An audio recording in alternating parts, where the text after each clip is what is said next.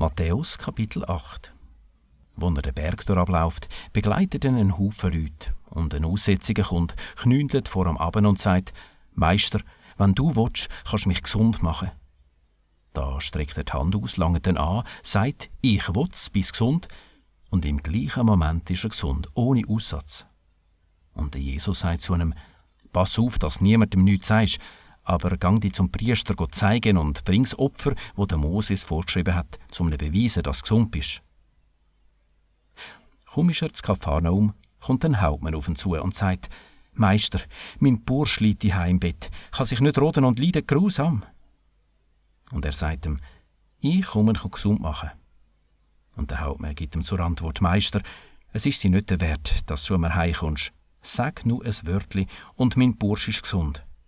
Ich bin ja auch einer mit Vorgesetzten über mir und Soldaten unter mir. Sag ich einem Gang, so geht er, oder einem Komm, so kommt er. Und meinem Knecht macht das, so macht er's.» Wo das Jesus hört, ist er ganz baff und sagt zu denen, die ihn begleitet: «Glaubt mir, bei keinem in Israel habe ich ein solches Vertrauen gefunden. Ich sage euch, dass viele aus dem Osten und aus dem Westen kommen und festen mit dem Abraham und dem Isaac und dem Jakob in der neuen Welt. Aber die eigentlichen Söhne der neuen Welt geht man raus in die Dünkle, dort hin, wo es brüllt und bibbert.»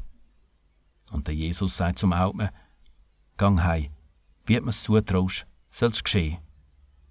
Und in der gleichen Stunde wird sein Bursch gesund. Und wo der Jesus ins Haus von Petrus kommt, sieht er, dass dem seine Schwiegermutter krank ist und Fieber hat. Und er gibt ihr die Hand, und weg ist ihr Fieber. Sie steht auf und bringt ihr zu essen. Am Abend bringen sie ihm viel Verrückte, und er treibt Dämonen aus mit seinem Befehl, und er macht all gesund, wo es ihnen schlecht geht. So wird wahr, was der Gott durch den Prophet Jesaja gesagt hat: «Er hat unsere Krankheiten weggenommen und die Krankheiten weggetragen.»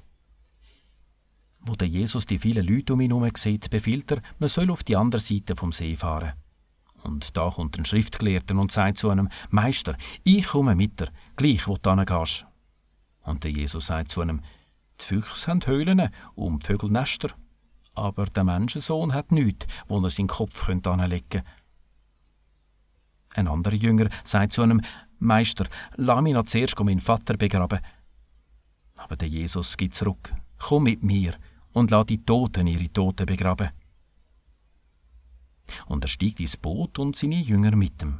Da kommt ein schwerer Seesturm auf, das Schiff unter den Wellen verschwindet. Aber er schlaft. Und sie gehen ihn wecken: «Meister, hilf uns, wir gehen unter.» Und er sagt zu ihnen: «Warum habt ihr Angst, ihr Kurzgläubigen?» Dann steht er auf, schimpft mit dem Wind und dem See, und eine Ruhe kommt auf. Die Leute werden ganz baff und sagen: «Was ist das für eine, dass ihm der Wind und die Wellen folgen?» Und als er auf die andere Seite vom See kommt, ins Land der Gadarener, verkommen ihm zwei Verrückte, die in den Felsengräbern dort wohnen, ziemlich schlimme, dass niemand traut hat, dort vorbeizulaufen. Und sie brüllen: «Was willst du von uns, Gottes Sohn? Bist du gekommen, um uns jetzt zu plagen?» Ziemlich weit weg von ihnen ist eine grosse Sauherde auf der Weide. Dämonen hauen dann an: «Wenn du uns rausgehst, schick uns in die Sauherde.» Und er sagt zu ihnen: «Verschwindet!» Die sind rausgefahren und in die Zäu rein. Und die ganze Herde rennt den Stutz ab, in den See rein und versauft im Wasser. Die Zäuhirte fliehen in die Stadt, erzählen alles, auch das mit den Verrückten. Und die ganze Stadt geht zum Jesus raus, zum mit ihm reden, und empfiehlt ihm, er soll ihre Gegend wieder verlassen.